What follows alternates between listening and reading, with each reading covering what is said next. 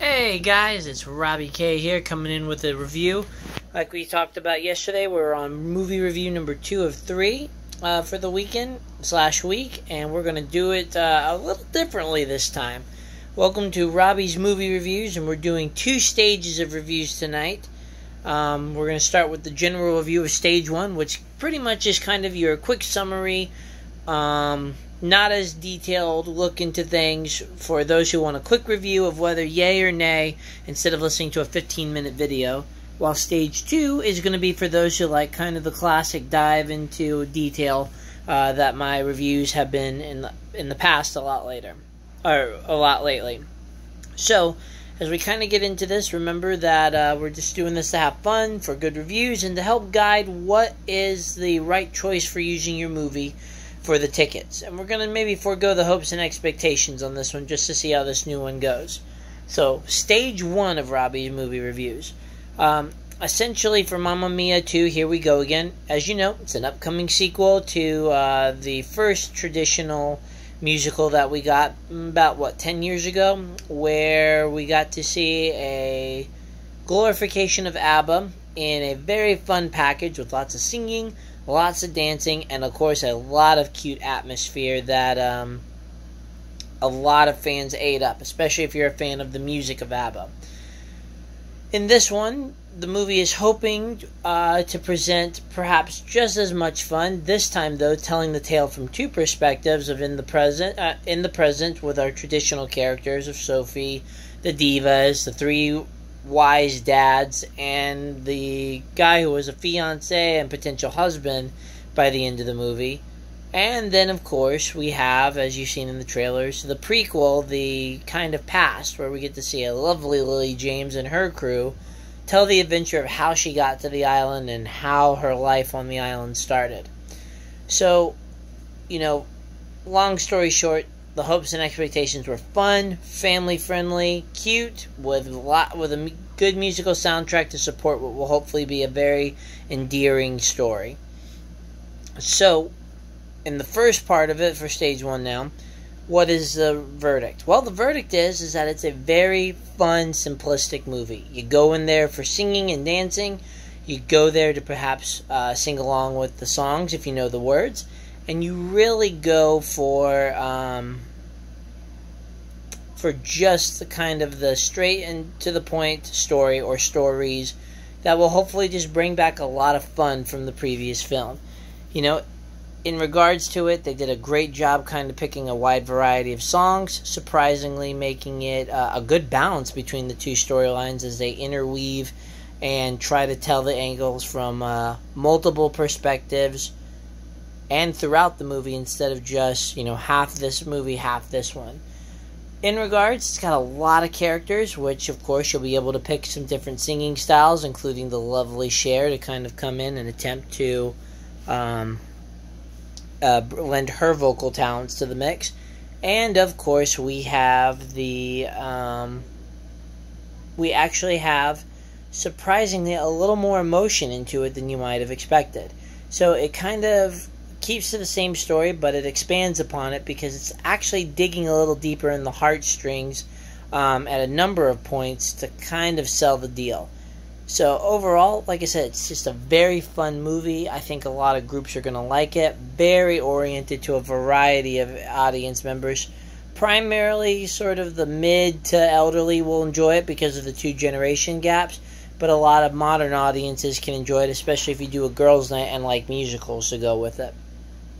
Alright, cool. That's kind of the quick and summary in regards to it. Outside of that, though, there are a few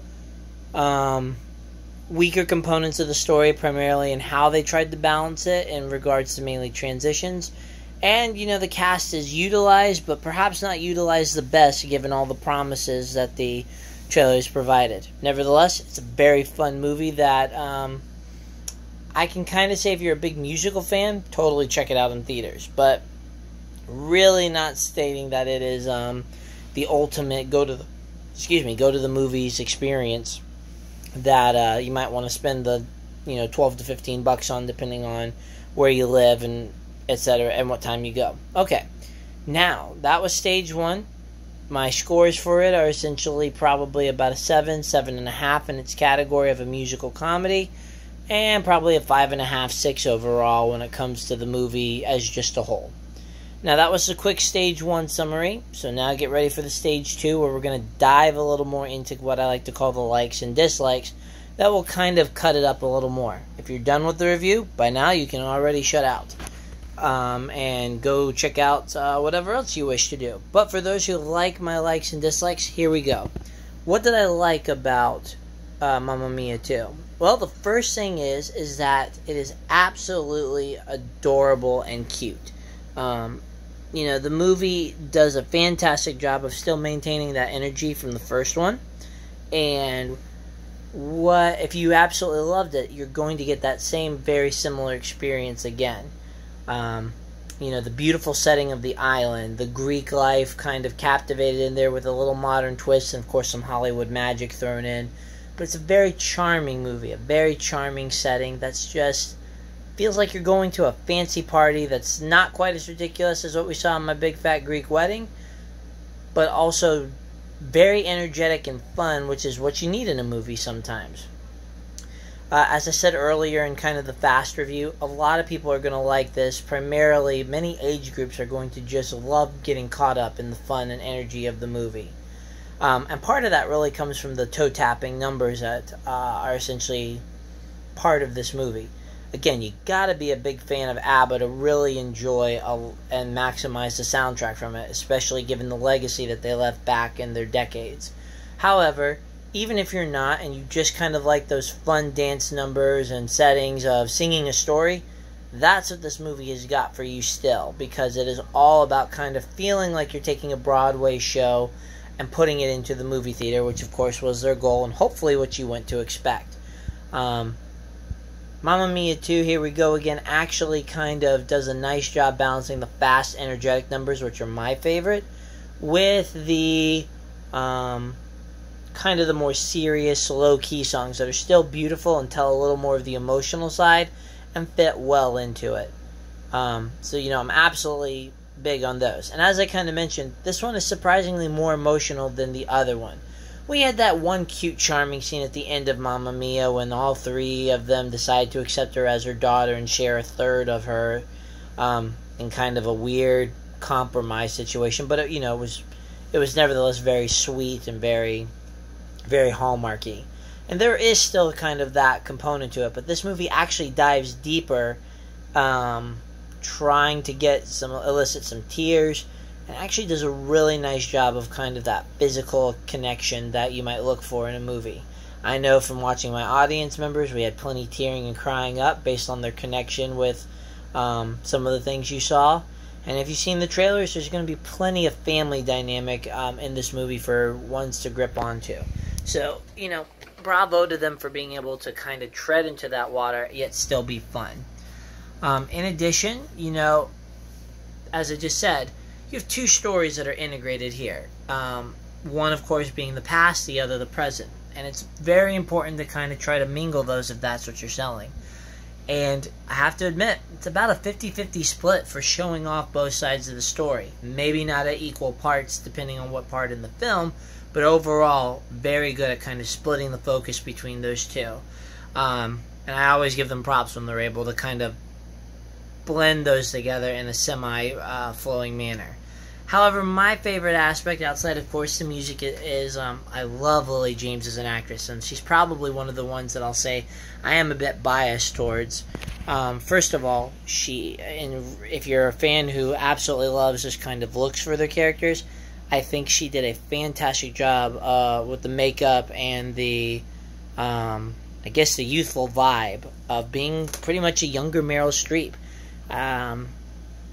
In addition, she's just got such a wonderful beauty that shines and a natural component to her that just makes me smile, laugh, and I enjoy watching her as an actress.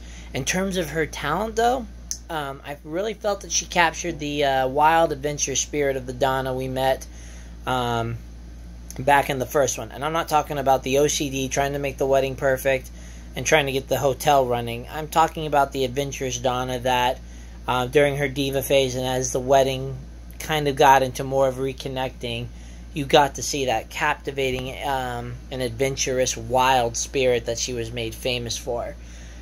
At least in terms of the writing of the last movie. So well done there, Lily James, in terms of being able to do a fantastic job of just bringing it to life. So, thank you very much for that. So those are kind of the main likes for it. I can say that a good number of the movie is very fun and energetic, that the pacing feels good. But from there, where do we go next? Well, the next thing is, of course, the dislikes. And I do have a few of those to kind of bring into it. It starts off with, if you've seen the trailer, you know that they really have a big cast that they're trying to balance. You've got essentially at least 6 to 7 main characters from the previous one. They're past selves for most of them, and then you have to balance of course, ever popular queen of singing herself, Cher, into the mix as well. So it's a lot of characters to try to utilize. And I'm not saying that they did the worst job with this. I think that people got adequate involvement in the movie to warrant their characters being there. The problem is based on how they integrated this major cast last time, just so well, I don't quite think they accomplished that this time.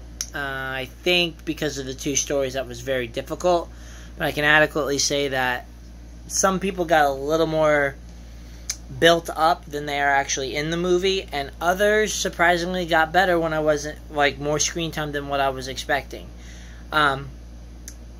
These characters are there to kind of tell the tale, but in all honesty, the two you're going to have to get on board with are Amanda Seyfried's character, as well as Lily James's character. So the young Donna and the, of course, ever-charming Sophie. You got to be ready for them because they're going to be holding a lot of this movie together. Hence why I'm glad I'm a Lily James fan, because she sold the story for me. Outside of that, though, the other characters, they do their involvement, but it's just not quite as together as the first movie. In regards to the story itself, yeah, we have a 50-50% split. But the problem is, and this is kind of going to go together with story, and I'll call it false advertising in the trailers. In terms of the false advertising part, the trailers are really selling on a couple of highlighted points. Don't believe me? Go back and, watch the trailer. Outside of the music that you hear, there's going to be lines that are really focusing on one aspect, and those aren't really there. Ironically, I will say that maybe 1-2 things could potentially be sold the way that they were in the trailer, but most of it was kind of a wild goose chase. So it's good if you're looking for a surprise, but if you're looking for kind of that captivating component that you're seeing in the trailers, you may be disappointed. In regards to the story itself, again, the 50-50 split is always good. Learning the past and the present was fine. But the problem is that the presentation was felt a little off for me when you look at the first movie. First movie was pretty much a linear plot, but at least it was complete. We got enough details, and we were able to mix the music into it to kind of support the feelings and fun that this whole entire few nights before the wedding were. In this one, with the double stories and trying to tell a little more of history and character development, it kind of felt off for me.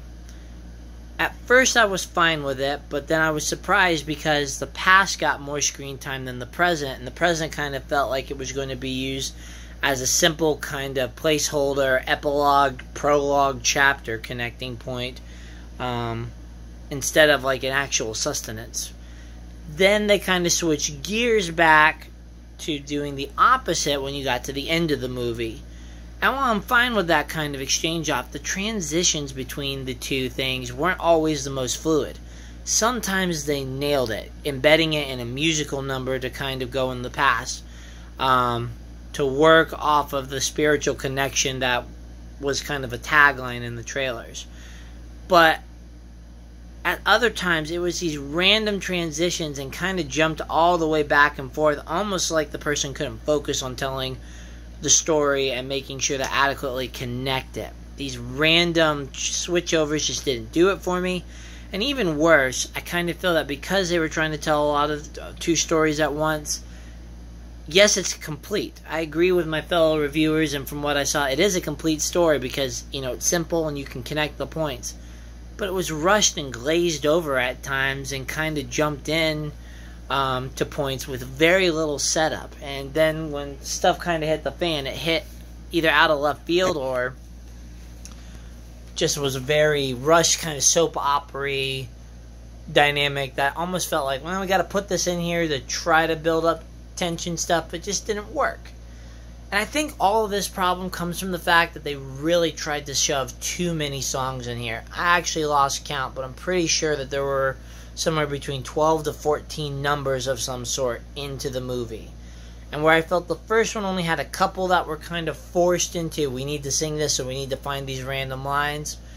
This one felt like many of them were kind of forced and randomly, nonchalantly shoved in instead of really finding a way to integrate it. Kind of like and this isn't meant to be an insult, but with Frozen, it was more of, we have the soundtrack with lots of numbers, let's build a story around it and just try to maximize our merchandising with it. As opposed to, hey, we have these songs, let's make a story and see if we can put these songs in here. I understand it's an ABBA kind of limitation, but there could have been more with it, just to be honest. And when you do too many songs and kind of forego the rest of the storytelling, that's where you kind of lose me as a reviewer, despite how much fun I did have with the numbers. Overall, you kind of get the verdict from what my first summary was, but when we look at into a little deeper components, the movie is a very fun movie. So don't get me wrong in saying that I absolutely hated it. And for those who just don't like musicals, yeah, this isn't going to be up your alley for it. But it is a musical with character, fun, and again, it went to new avenues by kind of diving deeper into its storytelling components. And I give them props for that. To be able to maintain the fun, but still try to expand on the movie. The problem was that the songs took a little too much focus on it, and it kind of chopped up the presentation of the story more than I wanted it to.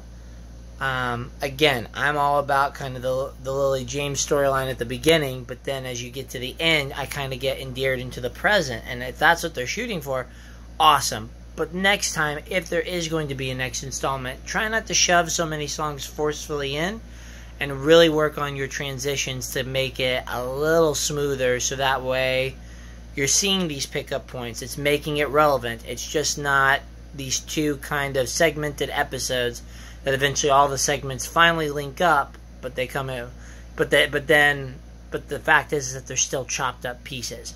And finally, I do have to say, a nice summary and finish up with, of course, that fun mid-credits, during credits performance that we got in the first one. So overall, is it worth a trip to the theater? If you like musicals and you want to sing, dance, and toe tap in your seat, yeah, hit the theater for this one. Because it's just a cute, fun movie. I've said this enough times before. But if you're looking for sustenance, a better completion storytale, and you hate musicals, even despite loving the cast, skip this one, guys, because this is kind of a slow week in comparison to what will be coming kind of the next 2 weeks. But then, of course, we got to wait for fall season to really kind of get the champions to come, unless there's some pleasant surprises coming our way. Anyway, that's my review for tonight. We'll be taking care of the horror movie next tomorrow, Unfriended, essentially Unfriended 2, or Unfriended, the indirect sequel. Anyway, my written word is posted at robbiesmoviereviews@wordpress.com. If you have any other questions, want me to expand, tell me, guys. Give me verdicts, and please, as always, share, like, subscribe, and help me kind of expand this channel to help more people. Until then, have a great night, and we'll see you tomorrow. Peace.